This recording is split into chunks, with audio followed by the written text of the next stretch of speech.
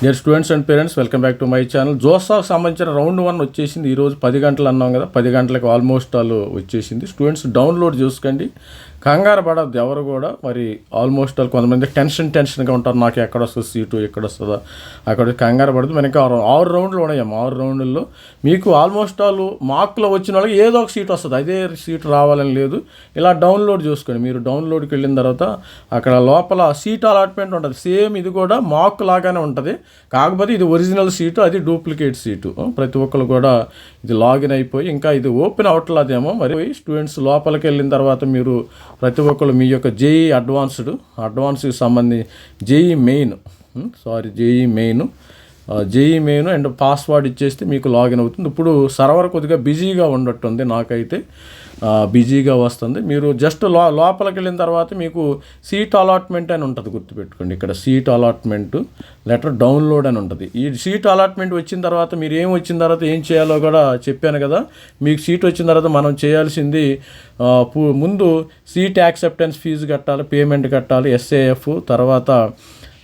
తర్వాత ప్రతి ఒక్కరు ఏంటంటే డాక్యుమెంటు ముందు ఫస్ట్ వన్ ఫ్లోట్ కానీ ఫ్లోటు 2-3 పనులు ఒకటేసారి చేయాలమ్మా. ఫ్లోట్ కానీ ఫ్రీజ్ కానీ స్లైడ్ కానీ పెట్టుకోవాలి. స్లైడు రెండోది ఎస్ఏఎఫ్, మరి సీట్ యాక్సెప్టెన్స్ ఫీజు అయితే పేమెంట్ చేయాలి. సీట్ యాక్సెప్టెన్స్ ఫీజు 30,000 దాకా పే చేయాలి. ఎస్సీ ఎస్టీ స్టూడెంట్స్ ఒక 15,000 పే చేయాల్సి ఉంటుంది.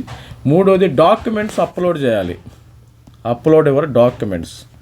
డాక్యుమెంట్స్ అప్లోడ్ చేయటం ఏంటి, మీ యొక్క కేటగిరీ సర్టిఫికెట్, ర్యాంక్, మరి జేఈకి సంబంధించిన ర్యాంక్ కార్డు, ఆధారు, తర్వాత మరి category certificate, 10th class certificate, intermediate certificate, ఇవన్నీ కూడా అప్లోడ్ చేయాలి. ఆల్రెడీ మన మెంటర్షిప్ జాయిన్ అయిన స్టూడెంట్స్ అందరికీ చెప్పడం అయితే జరిగింది. ఈ మూడు ఉంటేనే మీకు సీట్ ఉంటుంది, గుర్తుపెట్టుకోండి. ఒకటి ఫ్లోటా ఫ్రీజా, మీరు డెసిషన్ మేకింగ్ చేసుకోవాలి. నాకు సీటు ఇష్టం అంటే ఫ్రీజ్ పెట్టుకోండి, ఇష్టం లేకపోతే పైన ఏమైనా మంచి ఉంటే ఫ్లోట్ పెట్టుకోండి. అదే కాలేజీలో నాకు ఎన్ఐటి వరంగల్లో ఈసీఈ వచ్చింది, సిఎస్సి రావాలంటే ఎన్ఐటి వరంగల్లో స్లైడ్ పెట్టుకోండి. ఎస్ఐఎఫ్ 30,000 కట్టాలి. మరి డాక్యుమెంట్ వెరిఫికేషన్ అయితే చేయాలి. డాక్యుమెంట్ వెరిఫికేషన్ చాలా కీ రోల్ ప్లే చేస్తుందమ్మా.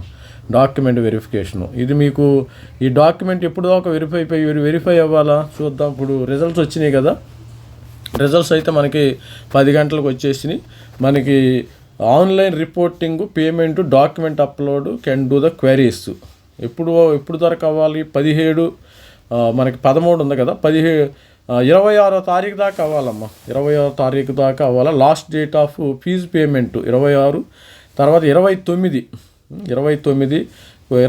వరకు టైం ఇచ్చాడు, ఇబ్బంది ఏమీ లేదు. మీకు 13 నుంచి 29 దాకా టైం ఉంది. 30వ తారీఖు అలాట్మెంటు 2 ఉంటుంది. అంటే 12 నుంచి 29 అంటే మీకు ఆల్మోస్ట్ ఆల్ చాలా రోజులు ఇచ్చాడు. ఇంకో 15 రోజులు ఇచ్చినట్టు టైము.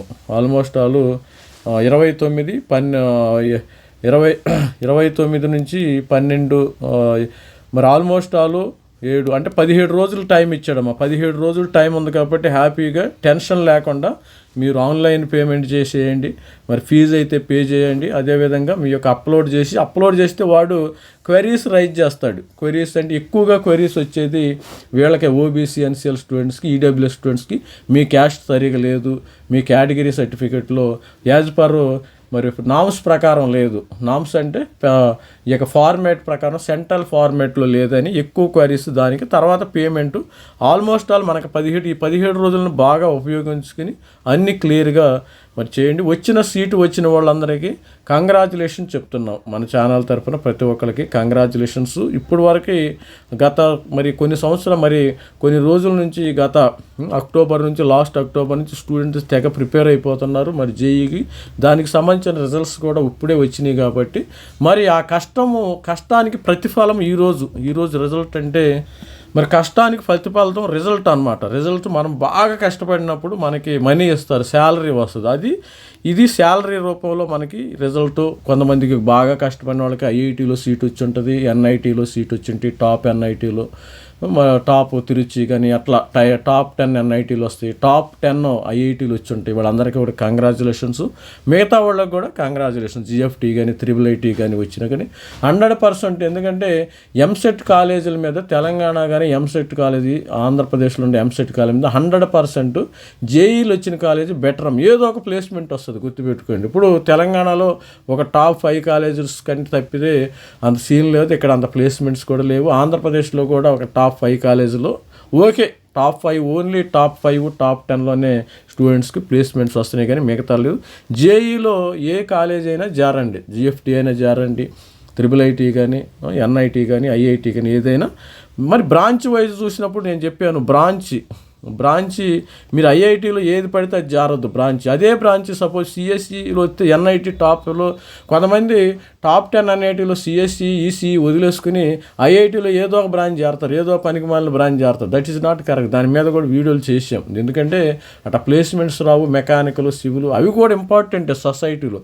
కాకపోతే ఇప్పుడు మార్కెట్ కండిషన్ అలాగ ఉంది, మనం ఏం చేయలేము. మరి ప్రతి ఒక్కరు కూడా రిజల్ట్స్ వచ్చినాయి, అందరికీ కంగ్రాచులేషన్స్ చెప్తున్నాం. All the best. This is me Ravikumar sir, signing off. Thank you.